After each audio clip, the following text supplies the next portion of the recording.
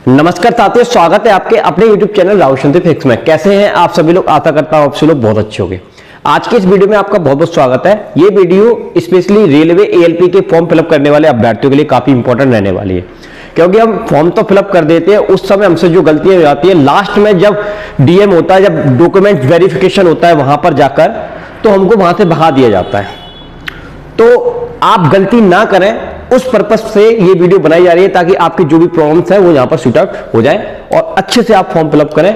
क्या क्या डॉक्यूमेंट जरूरी है वो सारी डिस्कशन हम इस वीडियो में करने वाले हैं। तो चलिए बिना देरी करते हुए वीडियो को स्टार्ट करते हैं। देखिए, जैसा कि आप देख ही लिए होंगे कि ये ALP का ऑफिशियल नोटिफिकेशन है। यहां पर आप देख सकते हैं बहुत सारे जोन्स दिए हुए हैं और इन जोन्स के लिए आपकी वैकेंसीज आई हुई है, ठीक है। और जैसे मैं आपको थोड़ा सा विजुलाइज कराता हूं जोन्स के बारे में, जैसे कि मैं थोड़ा सा पहले वैकेंसी लेके चलता हूं, फिर मैं आपको बताऊंगा डॉक्यूमेंट्स के बारे में। कहां है आपकी, थोड़ा सा हम इसको ऊपर की तरफ बढ़ाते हैं।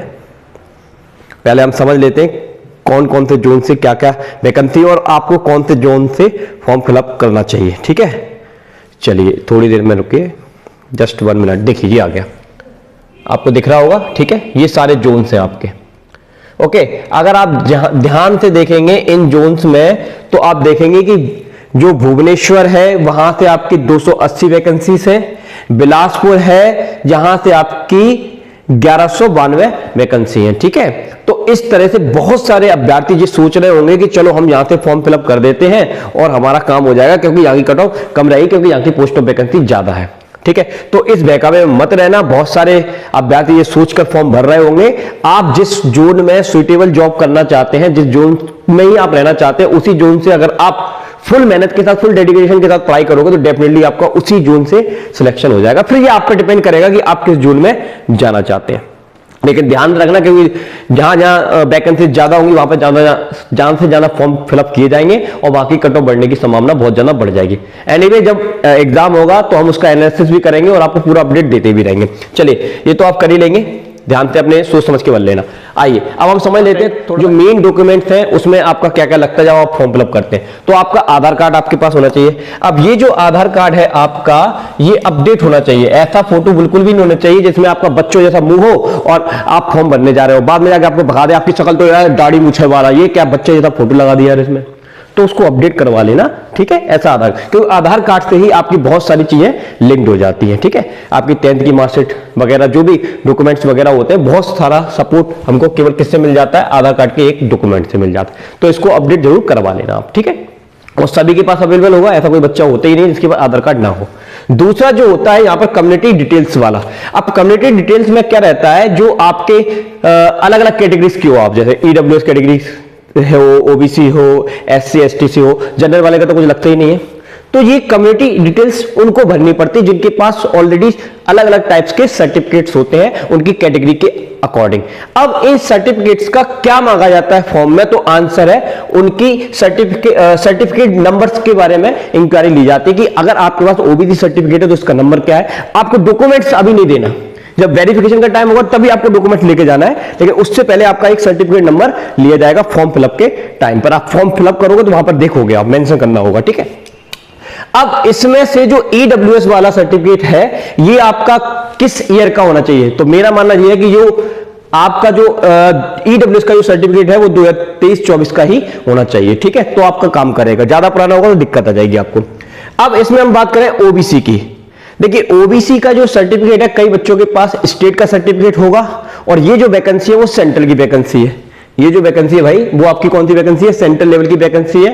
तो सेंट्रल लेवल की वैकेंसी में हमेशा जो OBC कैटेगरी का बच्चा होगा उसको OBC जो सर्टिफिकेट लगाना है वो स्टेट का नहीं, उसको किसका लगाना है, सेंट्रल लेवल का लगाना है। अब वो सेंट्रल लेवल का जो सर्टिफिकेट होता है वो भी मैं आपको दिखा देता हूं, इन्होंने मेंशन किया है किस तरह का होता है, ये मैं आपको दिखाता हूं। देखो यहां पर आ भी गया शायद, ये देखिए ये आ गया।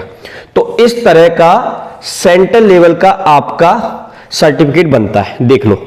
और ये रेलवे ने इसको मेंशन भी किया हुआ है, ठीक है। तो इस तरह का आपका सेंट्रल लेवल का सर्टिफिकेट है, होना चाहिए आपके पास। और ये सर्टिफिकेट आपका ज्यादा पुराना नहीं होना चाहिए। वैसे कहा जाता है कि 2 से 3 साल पुराना चल जाएगा, लेकिन अगर आपका 1 साल भी पुराना है, क्यों रिस्क लेना है, आप बनवा लीजिए दूसरा, कोई दिक्कत वाली बात नहीं है, ठीक है। ओके, तो ये आपका सेंट्रल का ओबीसी का सर्टिफिकेट होता है, ये होना ही चाहिए कंपलसरी, अदरवाइज आपको एग्जाम हो जाएगा, सब कुछ हो जाएगा, बाद में जब डॉक्यूमेंट वेरिफिकेशन आएगा तुरंत आपको भगा दिया जाएगा, आपकी बिल्कुल भी नहीं सुनी जाएगी वहां। तो ये अभी है नहीं, तो बनवाइए इसको, ठीक है। और इसी तरह से अगर हम बात करें एससी वालों की, तो एससी वालों का देखो, ये वाला जो सर्टिफिकेट है ये ओबीसी वालों के लिए है, सेंट्रल का होना चाहिए, लेकिन एससी एसटी वालों का ज्यादा प्रॉब्लम नहीं आता है। ये देखिए जरा, ये form of caste certificate for ST ST, तो देखो इनका भी देखो सेंट्रल लेवल का कुछ इस तरह का होता है, स्टेट लेवल का भी ऐसा ही होता है क्या, आप चेक कर लेना। तो ये इस तरह का सर्टिफिकेट होता है और ये सारी डिटेल हमको मेंशन करनी होती है, ठीक है, इसमें जो भी दी रहती है, तो आप इस बात को समझ पाए होंगे, ठीक है। तो सेंट्रल लेवल की वैकेंसी है तो सेंट्रल लेवल का आपका क्या लगेगा, सर्टिफिकेट लगेगा। तो ये तीनों चीजें क्लियर हो गई आपकी। आधार कार्ड आपके पास होना चाहिए, ये सारे सर्टिफिकेट आपके पास होना चाहिए, ठीक है। अब अगली चीज जो है कि रेलवे आपको रिफंड देता है, अगर आपको रिफंड चाहिए तो उसके लिए आपको क्या करना पड़ेगा, अपनी बैंक की डिटेल्स आपको वहां पर फिलअप करनी पड़ेगी, ताकि जब आपका CVT 1 हो जाएगा, CVT 2 के लिए जब भी आपको रिफंड देना होगा तो वो आपको वापसी मिले, तो वो उसी बैंक में आएगा आपका, तो बैंक डिटेल भी चलेगी उसमें। अब इसमें आपके पास 10th का रोल नंबर, मतलब 10th की मार्कशीट का रोल नंबर लगेगा और आपकी पासिंग डेट लगेगी, और साथ ही साथ इसमें डॉक्यूमेंट्स में आपका लगेगा ITI लगेगा, या फिर डिप्लोमा है, या पर आपके पास BE है या BTech है, इनमें से कुछ भी है आप लगा सकते हो। और ये दोनों चीजें आपके पास जो है वो आपकी बिफोर 19 फरवरी 2024 फॉर्म बनने से पहले सब चीजें आपके पास अवेलेबल होना चाहिए, नहीं तो आपको बाद में प्रॉब्लम आ जाएगी।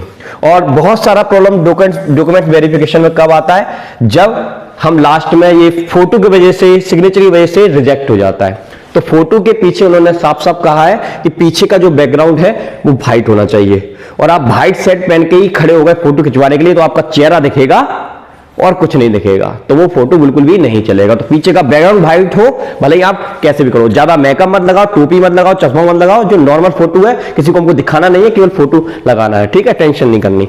तो फोटो आपका व्हाइट बैकग्राउंड वाला होना चाहिए, और व्हाइट पेज पे ब्लैक साइन आप कर दीजिएगा, काम हो जाएगा। तो ये कुछ इंपॉर्टेंट डॉक्यूमेंट्स हैं जो आपको चाहिए। अगर ये नहीं है तो अभी बनवाइए, नहीं तो आपको बाद में प्रॉब्लम आएगा, नौकरी आपकी जा सकती है। वैसे भी रेलवे में बहुत ज्यादा प्रॉब्लम चल रहा है भाई, वैकेंसी बड़ी मुश्किल में निकाली, गिनी चुनी वैकेंसी निकाली है, और उसके लिए बहुत ज्यादा प्रोटेस्ट चल रहा है, और अभ्यर्थी लगातार लड़ भी रहे हैं।